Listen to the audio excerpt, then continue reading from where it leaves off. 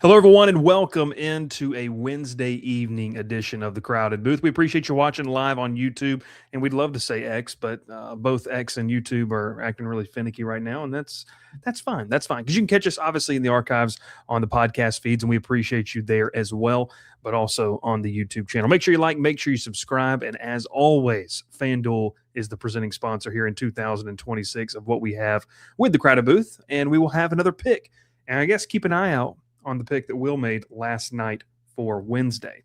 That being said, let's lock it in. Let's talk a little college football, ranking the ACC quarterbacks here on a Wednesday evening. Pile in here and make yourself feel at home. The Crowded Booth is coming on. The Crowded Booth with Bryce Coon.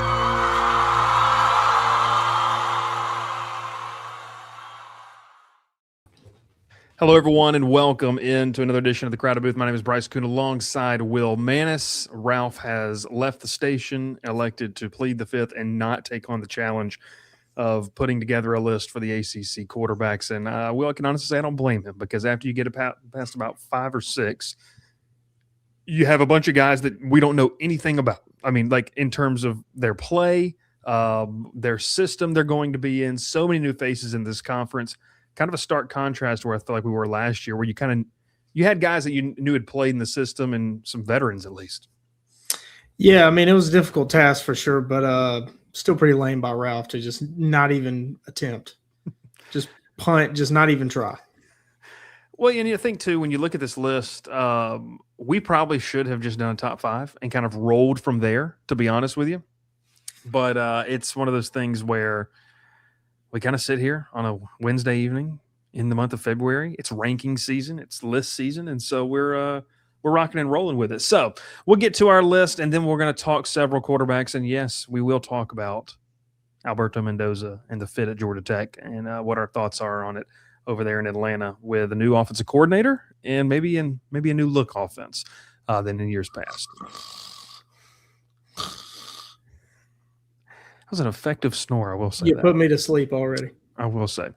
All right, let's lock it in. Let's talk a little bit here. I will go first. Here are my rankings in terms of what we have going on with this. Will, I mean, look, for people listening, Menza, Jennings, Bailey, Cal's quarterback in the top 4. I feel like that's pretty similar to what you have. Say his name. I'm not because I can't. Jaron. Who for some reason elected to stay out west. So he's going to do that. Tosh Lapoy could be fun. And we'll see how much longer he stays out there.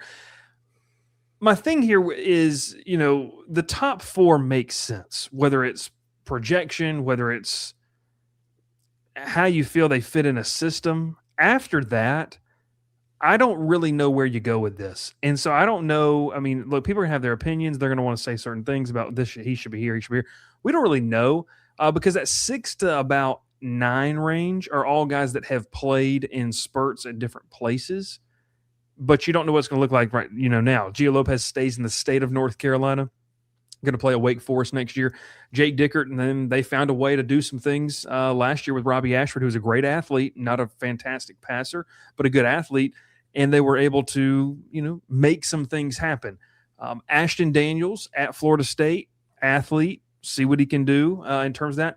The one I'm really, really interested to see is Steve Angeli because, we can all play the ifs and buts game all day long, but I think we could really – it's very easy to say if Steve Angeli would have not gotten hurt, and I know injuries are part of the game, Syracuse season would have looked a lot different. Now, they weren't the most talented team in the ACC. I'm not saying they would have made a run.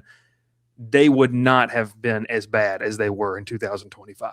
So Angeli to me is like he played really, really well and then gets hurt.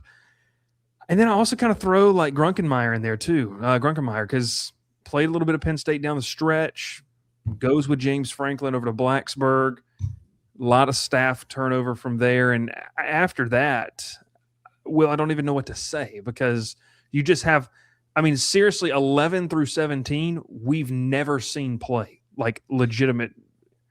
Outside of 2 guys. outside of Billy Edwards Jr. at North Carolina. He's on his third school. Watched him light Auburn up in Nashville when he was Maryland's quarterback for the bowl game, and then played last year at Wisconsin, although he was injured for a lot of the year. Mm-hmm. And Davis Warren, got to see him get some run at Michigan 2 seasons ago. He's at Stanford now. But you're right. I mean, outside of those two guys, I mean, we haven't seen them play at all or really just play in garbage time at their previous schools. Outside of Vizina and Mahan for 11 through 17 are all or is Keinholz a transfer? I don't know. I'll be honest. I don't know. Keinholz is a transfer. Yeah. Louisville brought him.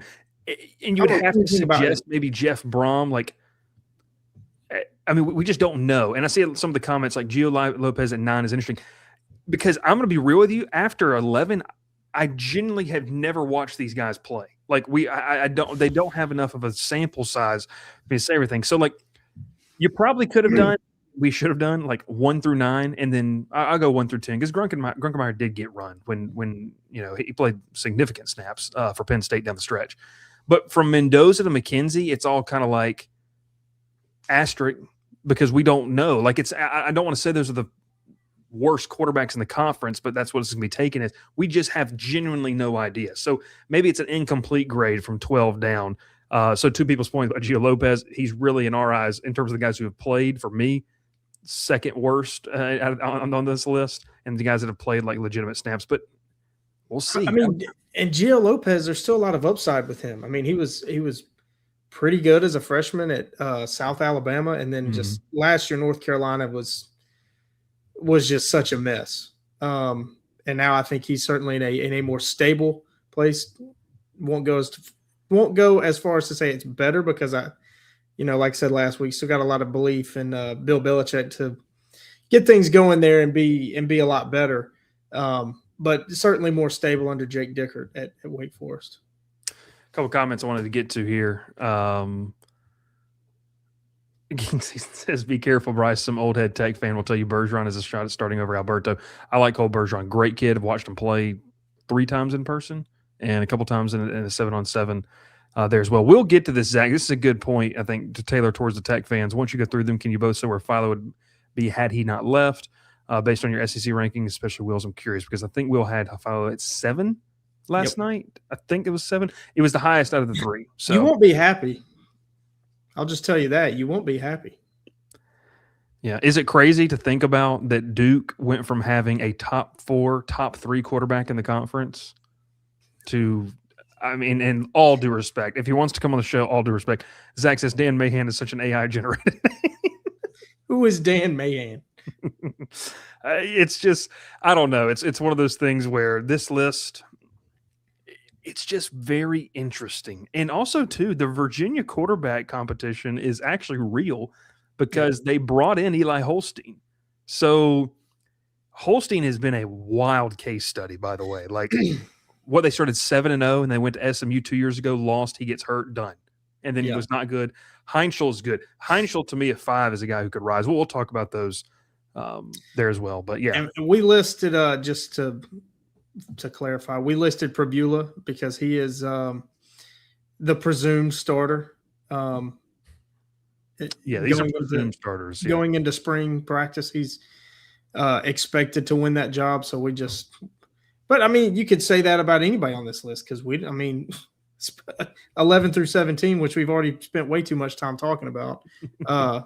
We don't know anything about. Those guys may not win the job. This is true. All right, let's go to Will's. Can you say his name, Will? He's on your graphic. Jaron Kiawe Sagapolitelli. I have no idea if that's correct, but it sounds nice.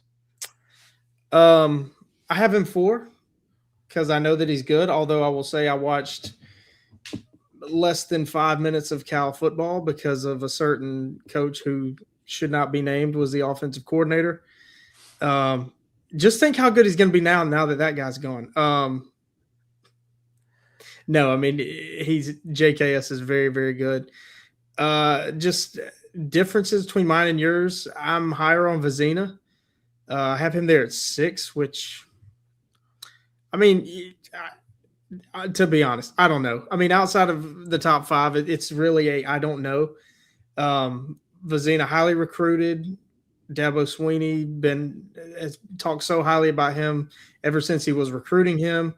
So the talent is there for sure. I want to talk some about Ashton Daniels. I really liked what I saw from him at Auburn. I have him ranked at number 9. Down the stretch, we don't have to go through all of it. Auburn was just such a mess last year, especially on the offensive side of the ball. Yeah. I mean, it was when Ashton Daniels took the reins as starting quarterback, it was obvious he was the best quarterback on campus and should have been playing from the beginning. And that didn't happen. I think our top 5 is the exact same: Mensa, Jennings, CJ Bailey, JKS, and Mason Heinschel. Hey, I got to watch Mason Heinschel up close and in person at the Flats, and he was slinging it from the get-go. And he's really fun to watch. He had a really good game against Georgia Tech, had a number of good games, played fearless as a freshman. Curious to see if that confidence stays in year 2 or if things are any different. I really think that's it. I mean, that's about it. I have Davis Warren at 11. Yeah, you had Davis Warren. He was a couple spots higher than me. Yeah, I thought he was real serviceable 2 years ago at Michigan. Didn't get to play. Didn't play this year. Obviously, was not going to play over. If I wasn't about to say his name, I would have said Bryce Underwood. There it is. I knew I'd find it. I think he's serviceable. He's a solid quarterback. I think he's like a throwback, a pro style guy, which might be exactly what Tavita Pritchard wants, a new head coach at Stanford, coming from the NFL. I bet you didn't remember his name, Bryce. No, did not. Shaking his head no. But yeah, I mean, what more is there to say that 11 through 17 is just a bunch of who knows what's going to happen. Bryce muted, so I'll just keep rambling. Lincoln Kindholtz at Louisville, as the real expert on the show, is making her appearance. Man, Jeff Brom put out a quote today that had me disgusted. He said the words that no Auburn fan wants to ever hear again. Said that Louisville's he said they're close. So that really worries me about Louisville in 2026 and Lincoln Kindholtz in 2026 for Louisville. I'm just so tired of hearing coaches say we're close. and I told Bryce, I told Gavin when I saw that quote, I said I have to amend my ACC head coaching rankings. Jeff Brom needs to slide down the list after saying that. Just awful. It's had me rattled all day thinking about we're close. Just rattled, just shaking in your boots. Lincoln Kindholtz, 12 career games, 250 passing yards. Like, and we're not making jokes of this. Like, there is so much turnover in this conference at the quarterback position that I think it's really, really difficult to kind of get a gauge on who's who. And even the guys that are here, I mean, Davis Warren has been in college for some time, right? But even the guys that are here, you're sitting in a situation with this quarterback class in the ACC in 2026 to where you just don't have a lot of proven guys that have done it for an extended amount of time. I think that's the key, maybe the asterisk to be put on it, for the extended amount of time, right? I mean, we've seen – like a guy like Bo Perbula is really interesting to me. And we can just kind of dive into the conversation on some of the guys because we obviously know Georgia Tech was interested in Bo Perbula. The price, and Gavin can speak to this, the price fluctuated kind of all over the place with where that went. Perbula took several different visits. And Bo Perbula was kind of a hot commodity coming out of Penn State last year. You remind yourself, he enters the portal before they played in the national semifinal, I believe. I don't think he was on the roster when they played in that. Maybe I was wrong with that, but he's gone and goes to Missouri, and it just was kind of like very athletic, but I think that there was obviously that you just don't have a situation where he was very polished, and maybe that's the word we should use, not polished. Now I do want to focus on this because some really explosive names at the top of this list. Well, this has a case, and we can get a little hot takey here. Could we look back and say that the ACC has the best quarterback top 4 in the country at the end of the year? Like, and I know that's off the top of your head when not really looking at the Big Ten. We don't talk a big ton of Big Ten. We looked at the SEC last night, and it's a really good group. But that top 4 in the ACC, if C.J. Bailey continues to develop, we know what Darian Menza obviously is. Jaron, JKS, we'll call him. Uber talented. He takes the next step. Kevin Jennings is due for a little maybe Heisman love this year in terms of getting some more recognition. That top 4 could be pretty nasty when you look across the country. My first thought when you say that is context matters. What are these defenses going to look like? And it, can be the same thing for the SEC, not just to show all my bias here, but we talk about how competitive the ACC is. Are the defenses still going to be as strong in 2026? There were a lot of good defenses last year in 2025. Is it going to be the same way in 2026? That's just the reality of college football. You don't know what these teams look like. But as far as upside, I would say that there is more upside at the quarterback position, just comparing the top 5 guys, which I think is pretty clear between the SEC and the ACC. I think the ACC has more upside than the SEC guys. A lot of explosiveness from all 5 guys in the top 5 in the ACC that I don't know that you could say that about the top 5 guys in the SEC. Darian Menza, whatever jersey he wears, I don't care. Where would he be in your SEC rankings? Is he number 1? He's not number 1. He's top 3 easily for me. I think I would put him 3. I think he would bump Marcel Reed out of my 3 spot. Okay, so go back to those rankings. Kevin Jennings, top 5. You taking Kevin Jennings or Marcel Reed? That's a fun conversation. Ooh, it is a fun conversation. It's tough because they're so similar. I mean, they're so similar. I don't know. You think about big game records. Both are 0-1 in the playoffs. Kevin Jennings starting a playoff game at SMU. Still kind of crazy to think about that. I'm kind of with the chat on this one. I kind of like Kevin. I do like Kevin. I think if you swap teams, just a straight trade of these two, I think Kevin Jennings elevates A&M higher than Marcel Reed would, or has. Then. So if we feel very confident on those two, C.J. Bailey, because for me, you knew this. Like C.J. Bailey's upside is ridiculous, and Bailey to me is like, if that kid realizes it, top 10 pick. Like he has every single physical attribute that he's we talk about this all the time in the NFL draft. It's traits. He's got the traits. He's got the size. He's got the arm strength, wingspan, all that. I don't think I'd have him in my top 5 if he was in the SEC. Maybe because the floor hasn't been established as some of the other guys in the SEC. His floor is not as high as some of the other ones. And, of course, got to worry about fit. I think Mensa and Jennings, you can throw those guys anywhere in the SEC and they're going to be successful, just about anywhere on any SEC team. Bailey, I'm not so sure. So I wouldn't rank him as high.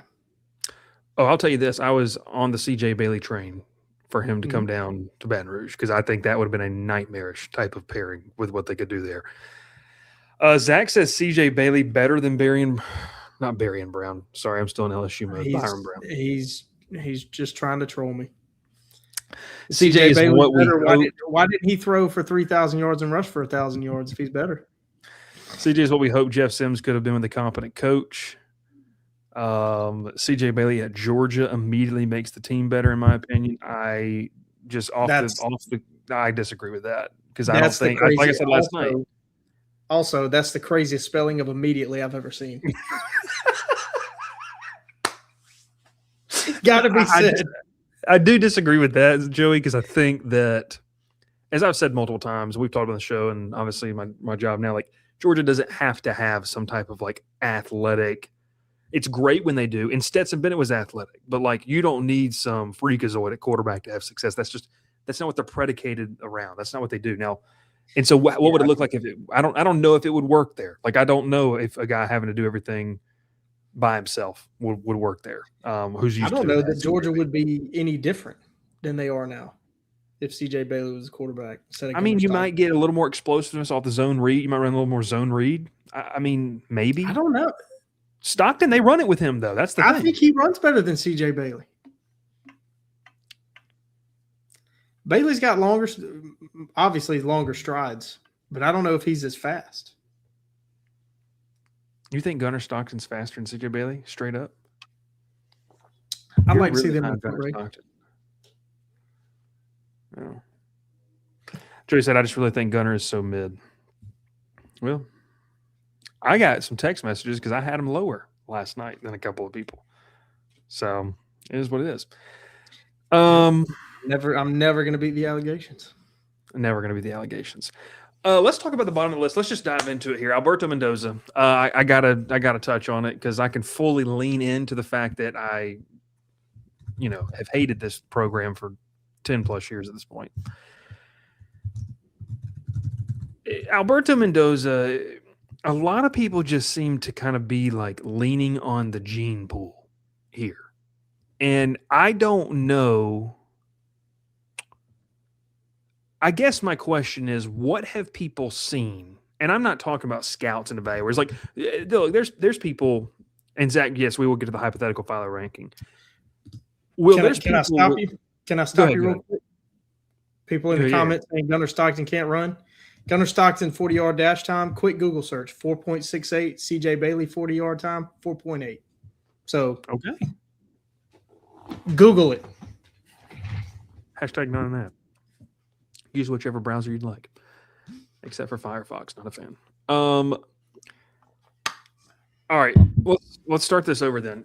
Alberto Mendoza. Will, I think a lot of people are excited about Mendoza because of his brother, and I get that to an extent, but I don't think it has any bearing on who he is as a player. I don't understand outside of the hope that you have hit on a quarterback because you literally had a room with guys that had never played. I think the hope and excitement level is what's elevating the excitement from the Tech fan base. I don't know, because outside of people who do it for a living, like scouting departments and talent evaluators and people who spent all off season looking at this kid's film and how it would fit and know what they're looking at. There's the key. They know what they're looking at. Not everything's a read option, by the way. Outside of those people, what has the common person seen to say this is going to be great?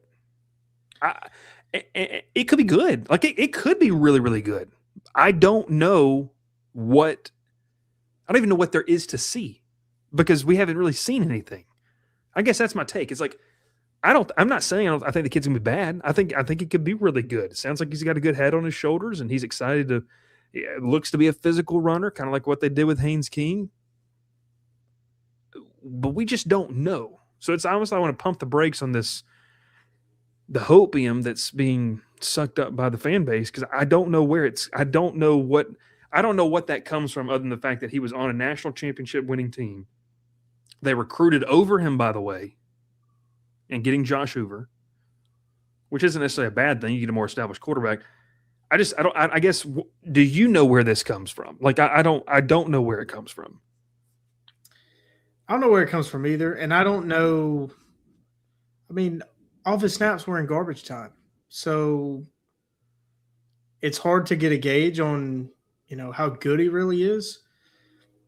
And remember, this is going to be a completely different Georgia Tech offense. I mean, this is.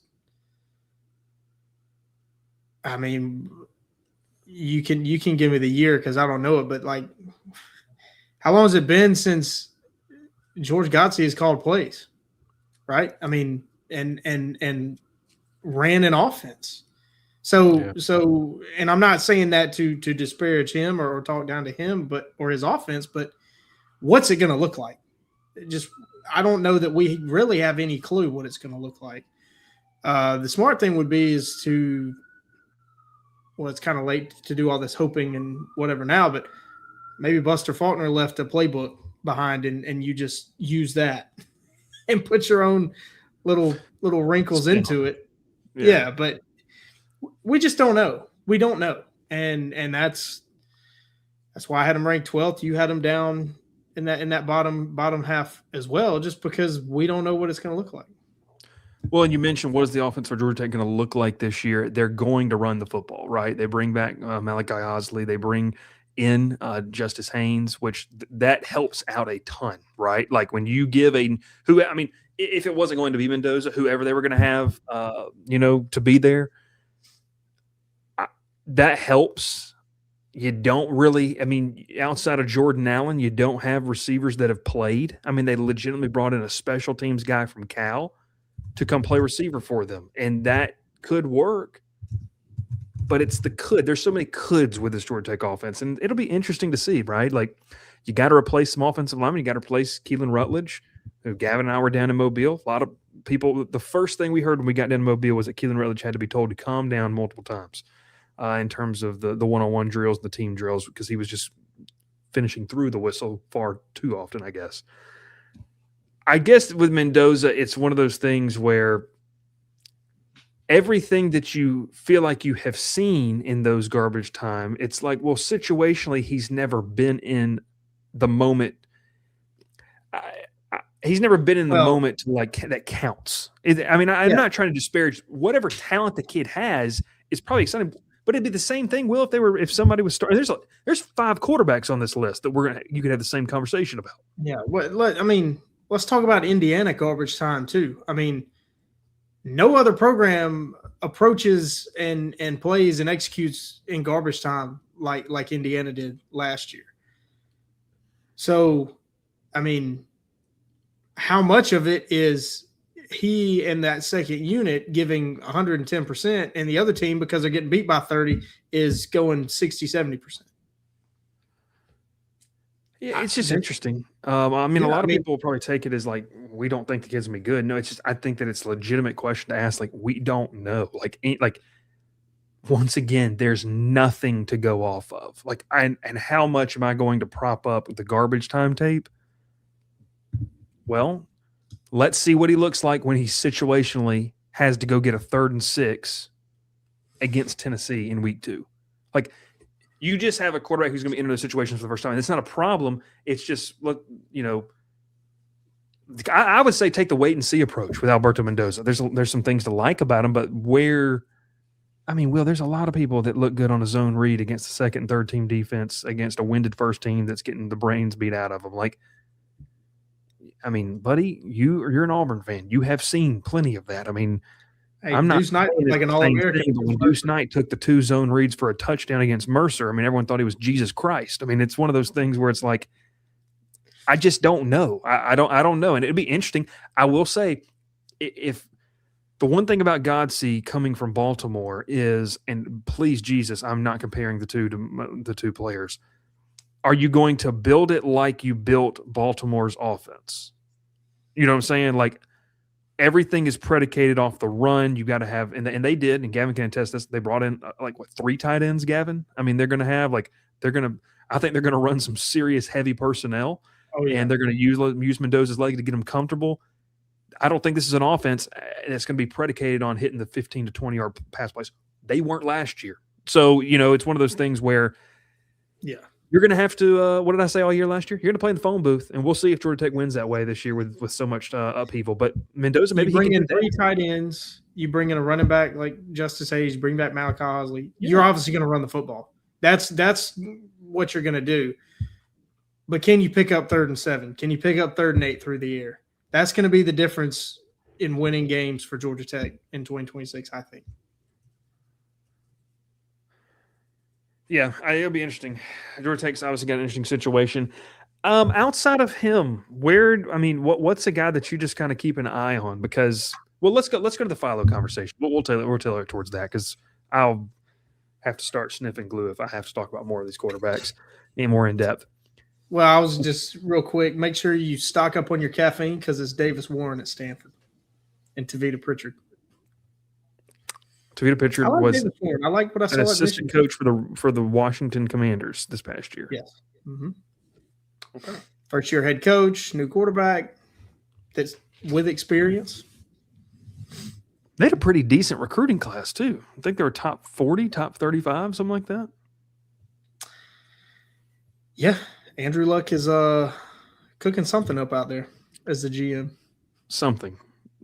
He is doing something. That is very, very true. Yeah, Zach, I was going to say that, but I was like, what's happened in the last 10 years.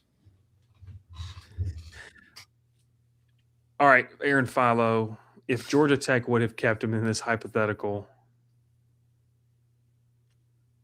where would he be, Will? Can I see my list again? Yeah. He would be, and I haven't thought about this much, so it's going to be kind of generic somewhere, which now that I'm looking at my list, I kind of wish I didn't rank Vizina so highly because I, again, have nothing to base that off of. Vibes. Philo would probably be between 6 and 8, I think. That's about where I would say he's definitely a top 10 quarterback coming into the year. I would say between 6 and 8, maybe 6 and 9. Like, could I push? Yeah. Could I put Ashton Daniels above Philo and feel okay about it? Yeah, probably could. But I think you're right. I mean, when you look at this, we probably should have done tier list for quarterbacks. I mean, honestly, yeah. Yeah, because I mean, 1 through 3, maybe 4 is its own tier. Heinschel could be his own tier by himself, but then you have obviously like 6 through 9 could be their own, and that's where I would put Aaron Philo. I think that he is clearly better than the guys below him, and he's played enough to feel like, hey, it's pretty good. But then you have some guys that have done, much like Aaron Philo, have done some things really well and deserve to be in that conversation. So that for me was with him. Joey says, for me, it would depend on if Buster was with him or not. Oh, yeah. I mean, in the hypothetical world that Buster Faulkner is not here, well, I mean, let's just be real. He was never going to be here. Like, people just need to understand that. Like, he was Buster Faulkner. Those two were tied together. So, yeah, I mean, that's kind of interesting. Who do you think ends the season as the best quarterback in the ACC? Ooh, that's a tough one. I'll go first. You want to? You can go because I don't think I have a clear answer. Okay. Darian Menza. I think Shannon Dawson is a really, really good play caller, and I think that Menza's athleticism is going to allow him to be more opportunistic than Carson Beck was. Carson Beck could run a little bit, but wasn't really he can move around the pocket. I think Menza's upside, it could be crazy in the Shannon Dawson offense. And be careful. Malachi Tony's still out there. I called him a dual threat. You did. I think he had like negative 30 rushing yards. Yeah. So I like Menza. And then I am going to go with Kevin Jennings. I think SMU could have a really, really good year. We took a look at their schedule 3 weeks ago, and if they can navigate September fairly well, they are set up. Obviously this is on paper, but they're set up pretty well to be able to have a nice opportunity to do some stuff on the back end of the schedule. So I'm going to go Kevin Jennings. I think Kevin Jennings' floor is higher than CJ Bailey's. but Bailey's ceiling could be crazy. Yeah. So I'm going to go Jennings, Menza. Give me a Miami SMU ACC title game. Yeah, that's what I think too. It's Darian Mensah, Kevin Jennings. JKS could challenge though if things work out really well over there. Yeah, that they got to work out. I mean, we say it again and again and again. Kevin Jennings is magic. I mean, the things that he can do on a football field, not everybody can do. Mm-hmm. Steps up in big moments. The end of that Miami game, we were there. Classic Kevin Jennings magic. Fourth quarter, they're making their comeback. I think Bain and Mesidor. Yeah, I was thinking. I don't know what I was thinking. I think both were bearing down on him in the pocket, and he just spins out and keeps the drive going. Crazy. He's almost breaks his ankle, hobbles off the field, 5 steps away from us, and keeps playing. Yep, he's an incredible athlete. We're gonna be at the end of the year, and it's gonna be Mensah or Jennings is the best quarterback. I like it. ACC quarterback rankings, I think the best way you can sum it up, a lot of unknown. And it's going to be something that's going to have to be – I'm interested to read spring practice reports, see what guys look like. Heck, see if the guys on our list are actually starting in 2026. That'll be a big plus if we can even get the starters right on that list. But post your list, download, give us your thoughts. Before we get out of here, we're going to do Will's FanDuel pick. But, Gavin, a quick check. Will had Tennessee minus 11.5. What is the current status of that pick? Tennessee – won 89-66. So we're on the board. On the board. Will is 1-1 on the year. I don't know if you saw this. This morning it dropped to 10.5. Yes, I did see that. So, and then I think it ended up going back and closing at 11.5. Okay. So love it. Without further ado, we're going to be picking. This is for Thursday night's pick. So the graphic obviously not updated. Obviously not. He's updating it now. There we go. Yes, Joey. Is Ruben Bain not the greatest name for a pass rusher ever? That's a really good one. Really good one. Well, if the NCAA could, enforce their own rules, he would have been an Auburn Tiger. So that would have been great. 39 minutes, 15 seconds. I think you mentioned it before, so it's okay. Zach says pick against Georgia Tech basketball. Guys, I can tell you this. Can't now because the games are like 20-point spreads. You don't bet against that. It's awful. I was watching the tail end of their game against Notre Dame the other day. Worst thing I've ever watched. And Notre Dame's not good. So that's what it is. All right, here we go. Will's best pick of the evening. Going the NBA route. Celtics minus 5.5 at Golden State. Jaylen Brown's really good. Really good. So can you go 2-1? What do you like about this? The Celtics are really good. Joe Mazzulla, I think, is showing that he is the best coach in the NBA. No Jason Tatum, and the Celtics are still one of the top teams in the Eastern Conference. Big reason why I like the Celtics tomorrow night, though, no Steph Curry for the Golden State Warriors. He is out dealing with the knee. So even more advantage to the Celtics there. They are, I was expecting them to kind of be like the Pacers because remember the Pacers lost Tyrese Halliburton late in the playoffs, and like the Celtics lost Tatum late in the playoffs, and the Pacers have not been able to cope without Halliburton, but the Celtics are still competing. They're at the top of the Eastern Conference, and will be till the end, I think. So just a really good team. Yeah, he's being helped out by Peyton Pritchard. I don't know if you heard that Caitlin Clark comp that they had this day. Just crazy. Was that Reggie Miller? Crazy. Wild. No, this is not an NBA podcast. The East is terrible, and the Celtics are good, though. And it really does, I think, feature what Jaylen Brown's really good at. And I'll never forget him leaving the state of Georgia to go play at Cal.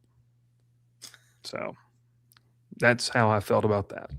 But we appreciate you tuning in. That is the did I hear the Ant-Man wants to come home, Joey? It could only happen in my franchise. The Hawks that's would never the way do that's that. happening. It'd make too much sense. We'd trade Jalen Johnson in our next 15 first-round picks and never have another teammate around him. Hey, never forget Carmelo out and let him play. Never forget Carmelo Anthony was a Hawk for what, about 2 hours? Atlanta's had some pretty good Hall of Famers. Vince Carter on the team right before the lockout. The Carmelo Anthony is there, so it is it is what it is. But hey, we appreciate you tuning in. ACC quarterback rankings. We're going to post them on social media and let people have at it. But I think pretty much what we said here is there's a lot unknown. Alberto Mendoza is just one of the many quarterbacks on this list that you feel good about, but you don't really know, right? It's just one of those things. So we appreciate everyone tuning in. Make sure you like, make sure you subscribe, check out FanDuel, make sure you bet responsibly and confidently. If you keep that combination, then you should have a fun time at least. So we appreciate it. Will Mannis, Gavin Hart in the background. My name is Bryce Kuhn.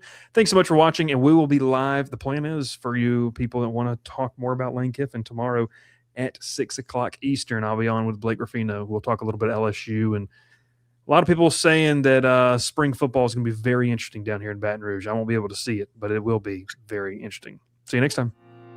Pile in here and make yourself feel at home. The crowded booth is coming on. The Crowded Booth with Bryce Kuhn.